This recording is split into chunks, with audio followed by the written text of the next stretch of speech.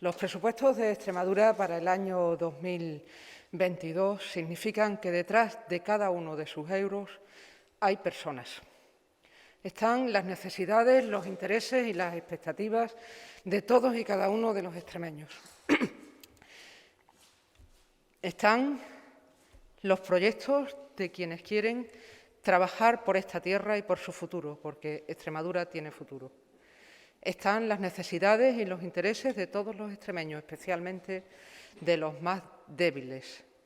Está, sobre todo, el revitalizamiento, el fortalecimiento del estado del bienestar y el liderazgo de lo público.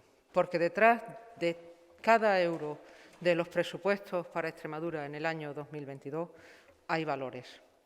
Están los valores de la solidaridad, de la igualdad, de la cohesión social y de la vertebración territorial, de acompañar a los extremeños, insisto, en sus necesidades, en sus proyectos y en sus expectativas.